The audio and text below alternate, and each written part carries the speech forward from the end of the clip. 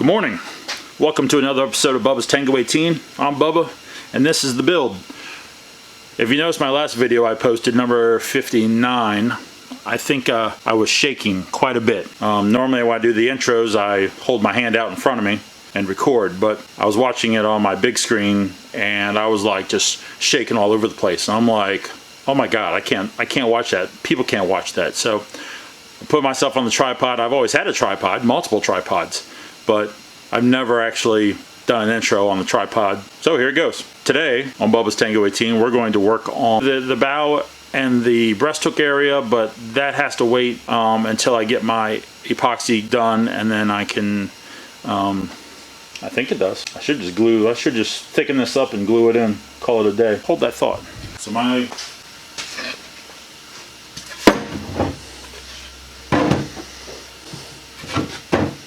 that would even fit in there. Yeah, it might fit in there. I was thinking what I was doing was, I've been wanting to hold off on gluing this piece until I'm done with this, with the videos on shellacking this and coating it. But so that's why I didn't want to glue this down, so I could glue this on top, flip it over, or I would need to glue on my my strips I talked about, so that when I have something to screw into. That was my dilemma.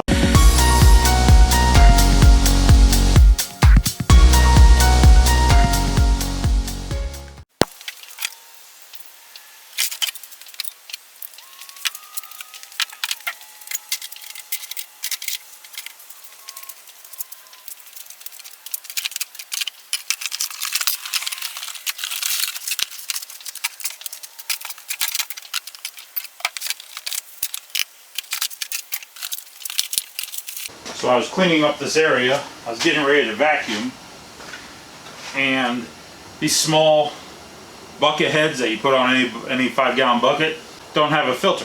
So I was thinking, well, why not just get a sock, two pipe clamps and a sock, old sock, and clamp that on there and see if it collects all this crap that you don't want in the air.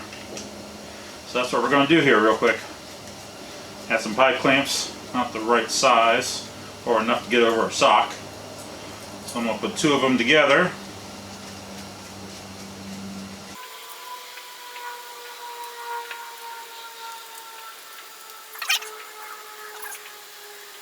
Get down to the general size. Add in the sock. Leave a little space for the sock.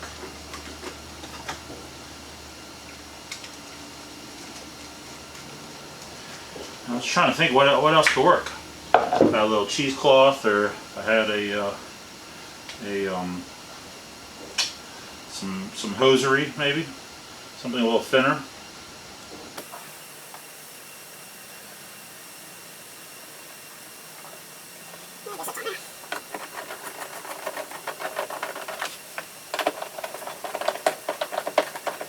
Make sure your sock doesn't have any holes in it. Yeah, there we go.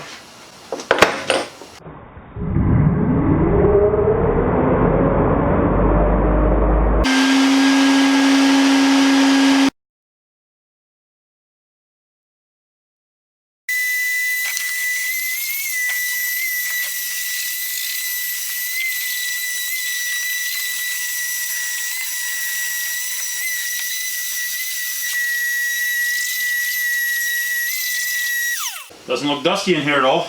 Got the shop closed up, so I think that worked pretty good. I wonder how much stuff is inside of it. What I was really worried about was all the fiberglass that we cut off, all that CSM, all the dust and the fragments and all that type of stuff getting into the air as we're trying to breathe. I didn't want to go in one side and back out the other. All right. Back to the cleaning.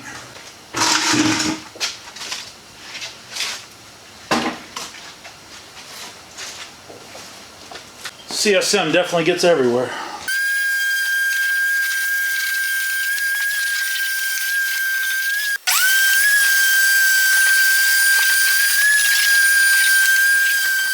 Alright, so here's what I'm thinking about doing up here. I started to do it off camera and I was like, well, why am I doing that? So these are the pieces that we ripped down long ago. These are the pieces that are supposed to go on the inside or the outside of the rail to create a rub rail.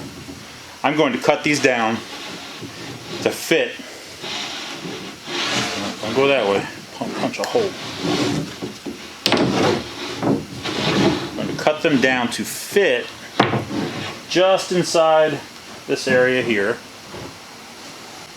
Kick them in a little bit to fit down inside. Worst thing you want to do is glue it in a place that's not going to work.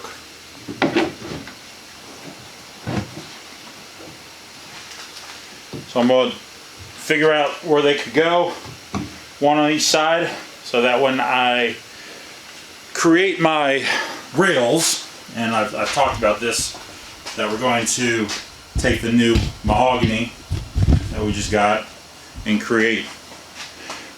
build it out and create a rail utilizing this. But pieces of wood that go down and support the underside of the rail and support the bottom, give support to the side of the boat, but also support the rail on top. But anyways, so I'm bringing my rail up through here. Well, when I get to this area right here where this clamp is, I think I'm going to transition. This won't sit up so high. I think I'm going to transition and go ahead and glue up all the pieces together to sit on top of this and fit to this, and then round over the edges, glue everything already up together, and then glue it down as one piece. That's what I'm thinking. But that's all in those finished work. But I got to think ahead. So if I'm going to be gluing down, I don't want to just glue to the top side of this piece. I want to have something that I can put down below and hold it a little bit tighter. So that's why I want to create this filler piece to fit inside. I'm just going to go ahead and cut that.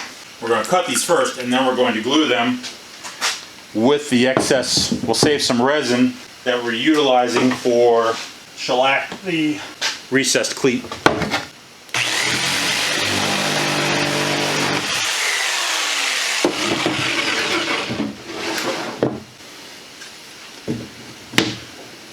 Well, that's a pretty good 45 there, Bubs.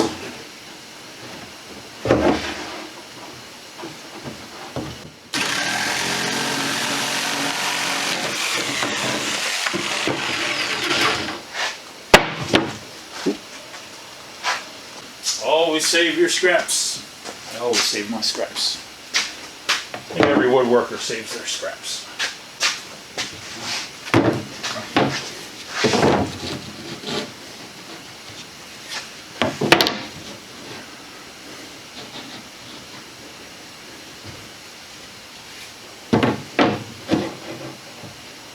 Alrighty, look at that. Close enough to the edge in which test fit this. Not really close enough.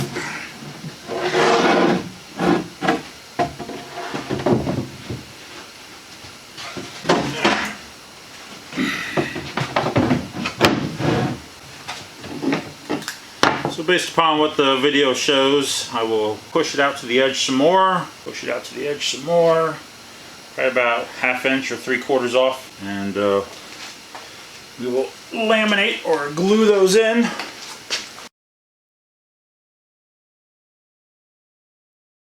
And just a nice tight little backer to go on there. And it shouldn't interfere with cleat portion. But I will inlay that in there just to double check. Granted, it's hugely oversized. But even if it wasn't, yeah. I'm gonna go out here and cut this an inch all the way around. And then we will put that on there as well. So I'm going to do my test on this side, shellac it, varnish it, get it up to a nice shine, see how it looks, and then we'll go do the real thing on this side. Alright, that's it for out here. But not this video, I've got more for the video.